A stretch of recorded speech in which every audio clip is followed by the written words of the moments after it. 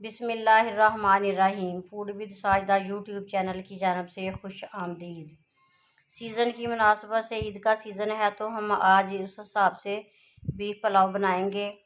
ये बाज़ार के देगी पुलाव जैसा टेस्ट देगा इंशाल्लाह। आप भी ज़रूर ट्राई कीजिएगा और मेरी वीडियो को एंड तक ज़रूर देखिएगा। मेरे चैनल को सब्सक्राइब ज़रूर कीजिएगा और मेरी वीडियो को लाइक और शेयर भी कर दीजिएगा। ये मैंने 1 किलो बीफ लिया है। इसमें मैंने 2 अदद प्याज काट के डाले हैं और 2 चम्मच लहसुन अदरक का पेस्ट इसमें शामिल कर रही हूँ। इसकी हम यखनी बनाएंगे। ये 2 अदद मोटी इलायची जायके के लिए मैंने इसके अंदर शामिल कर ली है और 1 चम्मच ज़ीरे का साबुत ज़ीरा है जो है वो भी मैंने इसमें शामिल कर लिया है।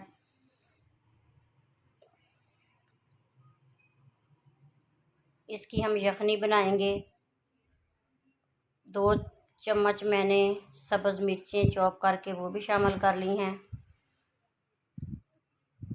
बीफ के अंदर ही मैंने सारे मसाला जात डाल दिए हैं ताकि ये यखनी के अंदर मिक्स हो जाएं अच्छी तरह।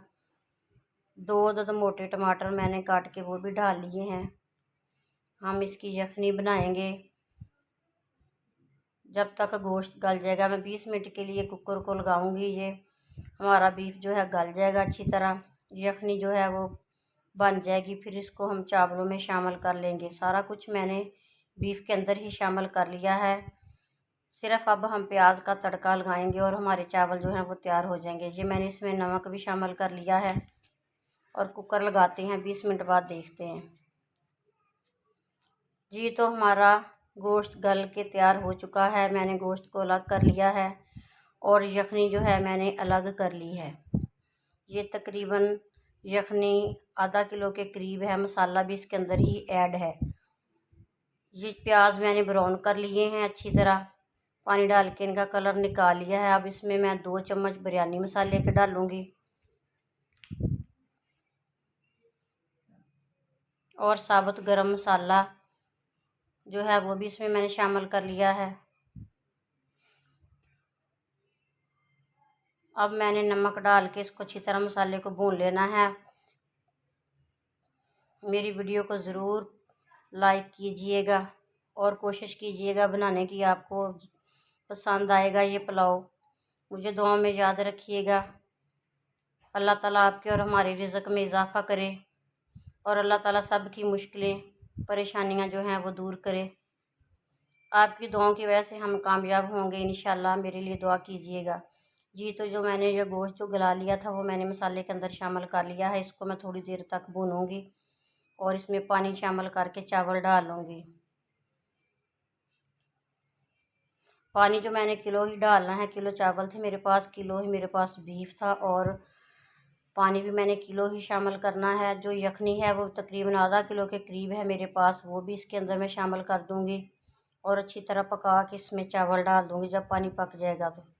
ये देखें यखनी भी मैं इसके अंदर शामिल करने लगी हूँ। जब उबाल आ जाएगा तो इसमें चावल डाल के अच्छी तरह पकाऊँगी।